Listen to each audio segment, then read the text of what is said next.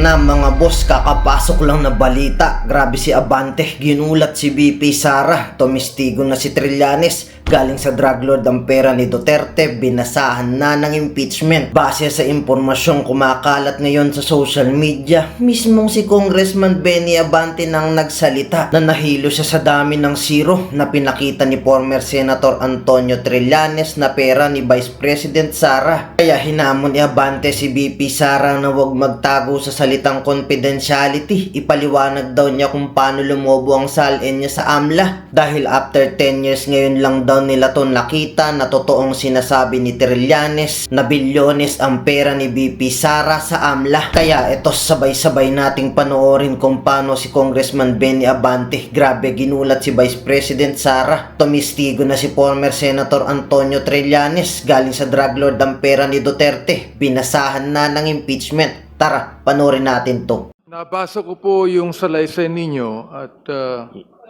nahilo ako sa dami ng zero sa mga halagang binabanggit ninyo. Kaya gusto ko pong linawin natin para sa kaalaman ng mga ordinaryong Pilipino na napakarami po ang nakikinig at nanonood po ngayon. No? Mr. Senator, binanggit po ninyo sa paragraph 23 at 24 na si Vice President Sara Duterte at ang kanyang pamilya ay tumanggap ng daang-daang milyong piso mula kay Samuel Sami Uy. Tama ho ito, hindi ho ba? Yes, Your Honor. O, naniniwala din po kayo na ito pong mga milyong-milyong pisong ito dahil lang po sa ang nagbigay po niya na isa Sami Uy, galing po yan sa droga. That part of the affidavit of the Honorable Trillanes? Yes. Yes, Your Honor. Okay, you may proceed. Yes, Your Honor. Okay. Nakalagay po dito sa number 35 ng inyong salaysay ang mga transaksyong pinansyal ni Sara Duterte at ng mga malapit na miyembro ng kanyang pamilya na nag-uugnay sa kanya kay Sami Uy at sa mga tinukoy na personalidad na sangkot sa droga o drug personalities ay lubhang nakababahala, hindi lamang dahil ito ay malinaw na paglabag sa konstitusyon at sa iba't ibang batas ng bansa, kundi malinaw din itong naglalagay ng malalim na pagdududa sa kanyang personal na integridad at kakayahan o moral capacity upang patuloy na magsilbi bilang pangalawang Pangulo ng Pilipinas. Ito po ay nabanggit po ninyo na malinaw. Yes, Your Honor. Oo. Now, ang sabi rin po dito, sinabi rin po ninyo na may mga payouts nakalagay na pumasok po sa bank account ni VP Sara na nagkakahalaga ng mahigit 22 million mula kay Sami Uy. Tama ho ba yun? Yes, Your Honor. At ito lang po yung nakita namin na nakapangalan sa kanya na manager's checks. Pero pag titignan po natin doon sa Annex A na isinumite, yung mga pumasok po na malalaking mga deposito ay tumutugma din dito sa March or April tapos October. So, ang conclusion ko po dito ay nung una, cheque ang ibinibigay, pero kinalaunan, mga bank transfers na. Kaya yun po ang personal conclusion ko based dun sa mga movements na nakita namin sa bangko. Pero ito po, maliwanag kasi manager's check po ito na nakapangalan po sa kanila, mga miyembro ng pamilya. Ito po naman, Madam Chair, Senator, no? Hindi lamang droga, kundi nabanggit po ninyo sa number 25, si Sami Uy ay isang kilalang political contributor ni Rodrigo Duterte at kilalang kasama o kasosyo ni Michael Yang ang dating economic advisor ni Duterte na siya namang iniugnay sa mga kontrobersya ng family at Pogo. Gayon din sa bilyong-bilyong halaga ng mga illegal na droga na nakumpiska sa isang bodega sa Pogo compound sa Porac, Pampanga. Ito po yung nasabi niyo, di ba? Yes, Your Honor. Therefore, pinapaniwalaan niyo rin po ba na hindi lang droga, kundi Pogo rin? I believe so, Your Honor, kasi nag-diversify yung kanilang partnership nung COVID, nung malaking kinikita dun sa COVID, pati yung COVID, pinagkakitaan nila through the family. Tapos nung yung Pogo, ano rin, windfall din yung pasok, nag-diversify din yung grupo nila, Sammy Uy, Michael Yang, sa Pogo rin po, Your Honor. Gusto ko pong, Madam Chair, gusto ko pong tanungin ang AMLAC kung meron silang mga record sapagkat nabanggit po ni Senator Llanes lahat ng mga bangko dito eh. So I would like to find out, maaaring paulit-ulit po ang mga katanungang ito pero ito po yung napakahalagang malaman ng taong bayan. I'd like to find out from AMLAC kung natanggap ho nila lahat ang mga bank records na ito na binanggit po ni Senator Trillanes. Honorable Abante, please be reminded that the subject matter of our subpoena for AMLA are not bank records, but AMLA report Yeah. on covered and suspicious transactions. I stand corrected, Madam Chair. Pero yun po yung katanungan ko, baka mayroon pong covered o suspicious transaction dyan sapagkat napakalaki po ng halaga na sinabi ni Senator Trillanes na ibinigay po ni Sammy Uy at ibinangko. Gusto ko rin po malaman kung ito pong lahat ay nasa pangalan ni Vice President Sara. That is a question for AMLC, Honorable Abante. Unang-una po ay AMLC, yung mga bank transactions. Pangalawa po yung kay Senator Trillanes. The answer of the AMLC should be limited to what appears only in the report. Madam Chair, may I confirm whose transactions are we referring to? Because as part of the subpoena, we are only limited to disclose transactions of Vice President and her spouse. So for any other transactions, we are not. Well, we don't have it with us, and we cannot even disclose it because it's not part of the subpoena, Madam Chair. We defer to AMLC on that. The inquiries with the AMLC should be limited to the Madam subject Chair. matter of the subpoena. I am not fully convinced with the answer of the AMLAC on this. Yes, Honorable I would Abante, like but to be very much convinced on this, Madam Chair, because it is a serious talk. This is an impeachment complaint, Madam Chair, and we're not trying to make the Vice President guilty, but we are establishing probable cause in all of these proceedings, Madam Chair. can So, you make gusto ko your lang question sabihin, for I'm just- AMLC specific? Yes, gusto ko lang sabihin na hindi ako masyadong kumbinsido sa binabanggit ng AMLAC ngayon. Yun lang po ang gusto sabihin. Okay. Pangalawa, yung pong tanong ko kanina kay Senator Trillanes. Opo.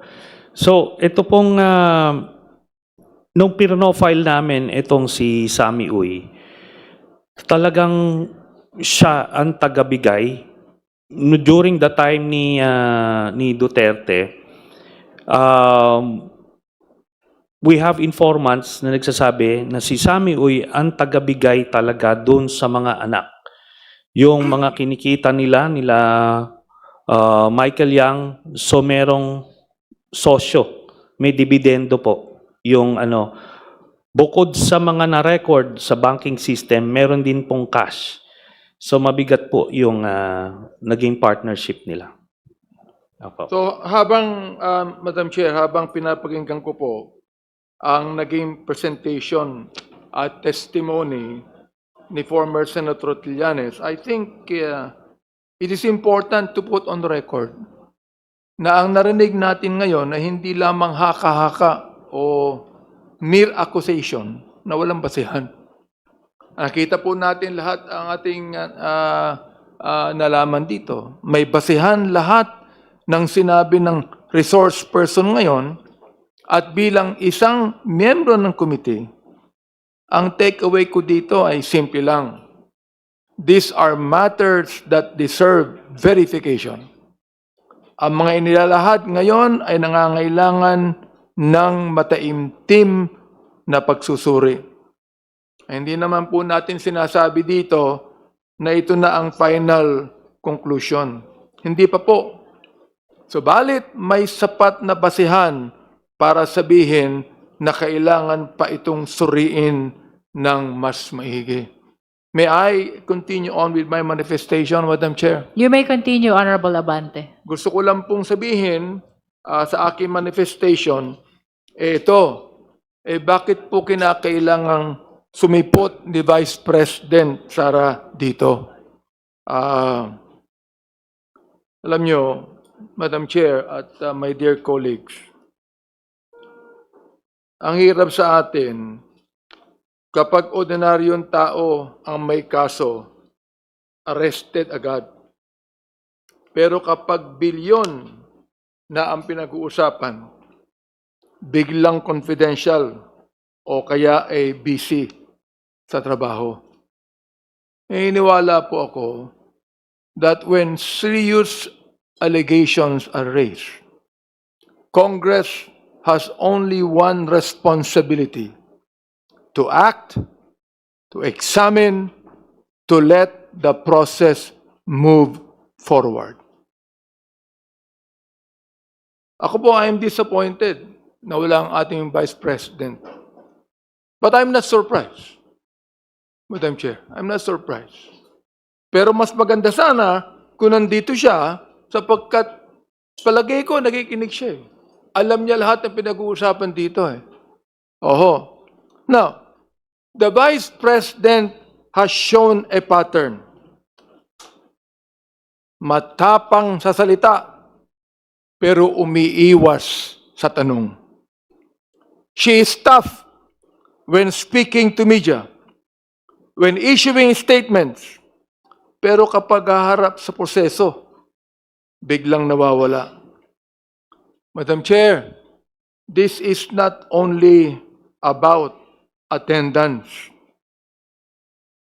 This is a preview of leadership. Sabihin ko ulit, a preview of leadership. Binanggit niya na gusto niya maging Pangulo ng Pilipinas. So, ibig sabihin, pag siya Pangulo ng Pilipinas, hahayaan niya na pumunta lang sa media ang isang leader ng bansa. Wait lang mga boss, kung nakaabot na kayo sa part ng video na to, baka gusto nyo munang mag-subscribe sa bago nating YouTube channel. Doon na kasi tayo mag-a-upload ng mga reaction videos. Nakapin sa comment section ang link. I-click nyo lang para makapag-subscribe. Pag nakapag-subscribe na kayo, i-comment nyo lang ang location nyo para ma-shoutout ko kayo. Tara, tuloy na natin to. Upang sabihin ng mga bagay na ito, kaysa siya ay humarap sa committee na siya nag-iimbestiga. A leader, Madam Chair, who avoids questions sends a dangerous message. That power is above accountability. Hindi pwedeng piliin lang kung kailang kasasagot. Public office demands transparency. Because as the Constitution says, public office is a public trust, especially when the questions are quite serious. Now, we have seen this before. Toughness directed at those who cannot fight back. Remember the Sheriff Shipans. Matapang sa mga taong walang laban. Real leadership is tested when you face scrutiny, not when you avoid it. So batay po sa affidavit ni Senator Trillanes, Madam Chair, Mahigit 111 million ang pumasok sa mga accounts ni BP Sara as of April 2016 pa lamang. May mga summary of deposits din na nagpapakita ng mahigit na 2.4 billion pesos na dumaloy sa account nila, silang dalawa, ni dating Pangulong Duterte. Now, this is not political harassment. Oh, Madam Vice President, hindi po ito chismis. Ito ay mga bank records na sinasabing similar sa hawak ng AMLC.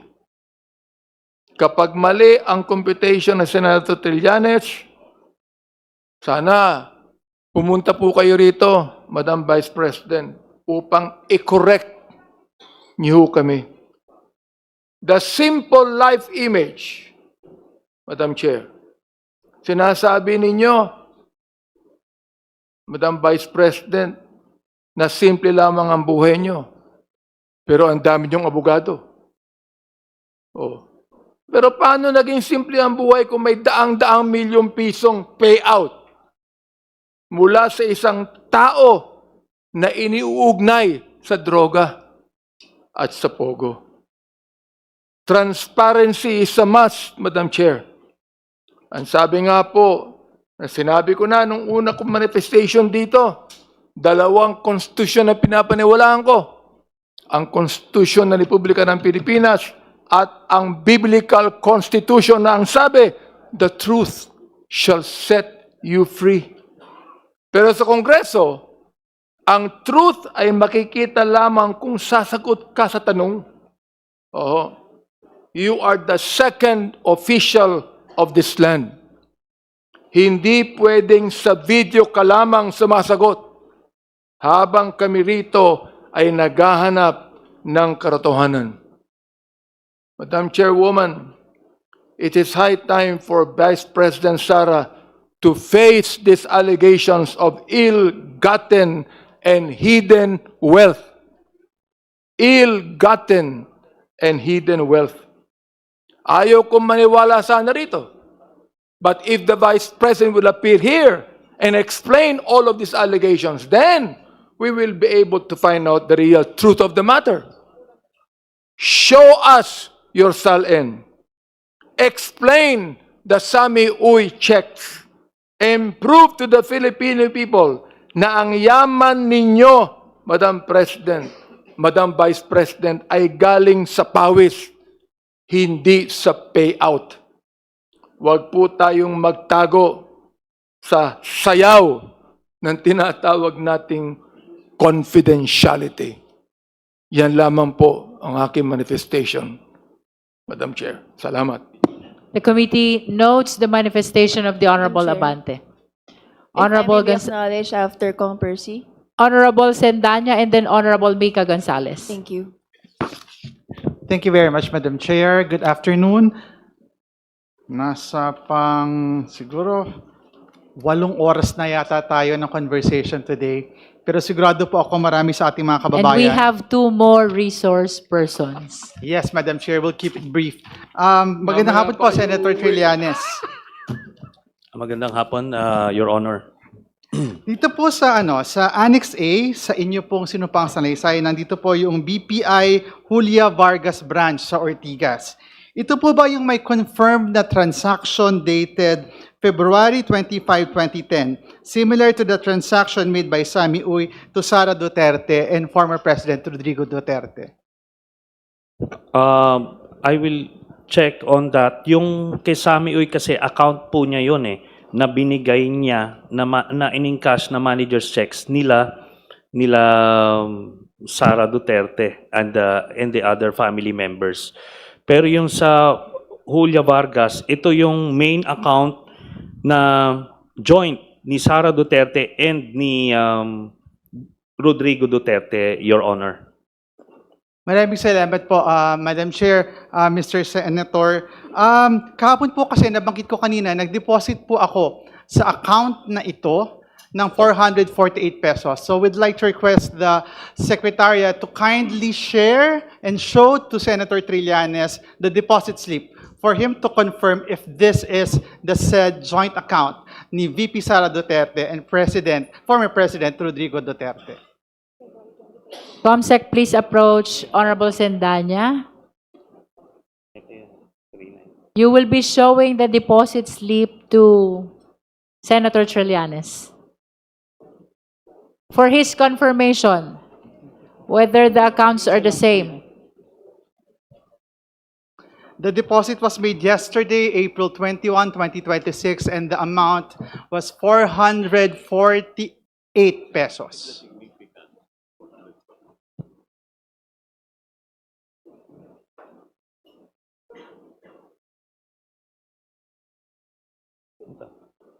Yes, I confirm, Your Honor, na this is the same account of the Sara and Rodrigo Duterte. Would you like to submit the deposit slip to the committee to form part of the records of our proceeding? Would like to submit the said deposit slip to the committee as part of the proceeding for today. Comsec, kindly receive the deposit slip.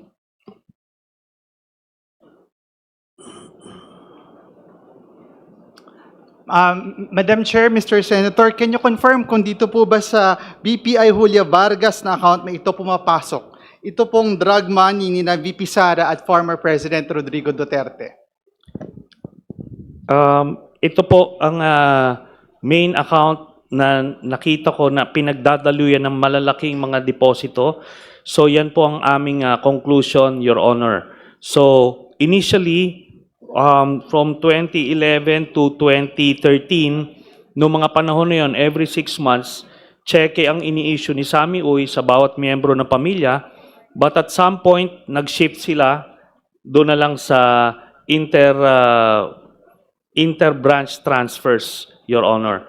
So, pero makikita nyo pa rin, the same dates and months nagpapasok po ng pera, Your Honor. Thank you, Mr. Senator. Madam Chair, for the record po, Mr. Senator, kung atin pong susumahin, magkano po kaya yung pumasok na pera mula po dito kay Sammy Uy at doon pa sa ibang mga sources pagdating po sa usapin ng drug money? Ano pong estimate natin? Or kung may total po ba kayo, kung i-add natin ito? Is it part of your affidavit, Senator Trillanes, the total amount? Yes, the total amount with the checks, 181 million, Your Honor. Pero yung sa main account, yun yung 2.4 billion pesos. Kung ang conclusion ko personally is dito pumapasok yung Sammy Uy dividends. So that's the whole thing, Your Honor. But that is my conclusion, Your Honor. Again, Madam Chair, Mr. Senator, magkano po uli? Bali 2.4 billion pesos yung pumasok sa mga accounts ni Sara Duterte and Digong Duterte, Your Honor. 2.4 billion Billion pesos. pesos. Madam Chair, just a very brief manifestation to cap this questioning. Sa impeachment hearing na ito, ang dami pa rin naiwan na tanong ng taong bayan. Marami pong nasagot mula kanina umaga hanggang ngayong hapon, pero mas marami po yung malalalim na tanong. Gaya ng, kung nagbigay ang isang alleged drug lord ng 100 milyong piso o pwedeng bilyong piso pa sa mga Duterte, ano po kaya ang kapalit? Again, kung sila ay tumanggap ng milyon o bilyong piso mula sa isang drug lord, ano po kaya ang kapalit? Pero po, itong tanong na ito, we can answer at patuloy natin sasagutin in the future. Pero ang sigurado ho tayo ngayon, ito ang sure tayo, walang nag-reflect na bilyong-bilyong piso sa SALN ni VP Sara. With this sworn testimony and AMLC's report, sana sapat na ho ang batayan ng House of Representatives. Sapat na. We have already established enough probable cause in this impeachment case against the Vice President. Dapat po sagutin ito ni VP Sara sa Senado at dapat po siyang managot sa taong bayan. Thank you very much, Madam Chair. Thank you, Honorable Sendanya. Now we recognize the Honorable Mika Gonzalez. Thank you, Madam Chair. So given that we have 2 more resource persons, I will just make my questions very brief. No? I would like to address my question to former Senator Trillanes. No, Senator Trillanes, nag-file po ba kayo ng complaint laban kay VP Sara before the office of the Ombudsman? Yes, Your Honor. Nag-file kami last January and it's part of the annexes na insinubmit po namin sa Committee Secretary, Your Honor. Thank you, Madam Chair. Pangalawang tanong po, ano po yung relasyon ng salaysay ninyo ngayon versus po dun sa final nyong complaint sa Ombudsman? Ang paniniwala ko po kasi, ang impeachment is basically administrative in nature. So ang penalty niya is only removal from office. Pero yung final namin po na criminal complaint, ito po may penalty ng pagkakulong. Although yan po ay magiging desisyon ng Ombudsman kung ipopursue niya yung investigation at kung matuloy po yung conviction dito sa impeachment case, Your Honor, ay pwede nang isampa yon sa Sandigan Bayan pagka natapos na po yung investigasyon po doon. So, kwan po siya, it can go hand in hand, Your Honor. Thank you, Madam Chair. Last question na po. Gusto ko lang po itanong sa ating resource person na Senator Trillanes, pareho lang po ba yung ebidensya na sinabmit po ninyo sa Ombudsman doon po sa annexes ng iyong affidavit na pinasa po dito sa House? Hindi po. Kasi doon po sa final namin sa Ombudsman, may graft cases yun, graft and plunder cases. So ibang body of evidence po ang sinumiti namin. Pero galing din po karamihan dito doon sa investigasyon ng Quadcom at ng Committee on Good Government po ng House of Representatives. So yon iba po ang focus noon. Dito po itong ang naging primary role is yung sa ill-gotten wealth at yung involvement nila sa illegal drugs, Your Honor. That will be all. Thank you, Madam Chair. Thank you, Honorable sir. Gonzales. Salamat po, Your Honor. I think we have raised more than enough clarificatory questions to our resource person, former Senator Sonny Trillanes. But before we excuse him, may we direct the COMSEC to call the Vice President again. Thank you, Madam Chair. May we know if the respondent, Vice President Sara C. Duterte, is present? The respondent is not present today, Madam Chair. Let it be placed on record that the COMSEC call again the Vice President.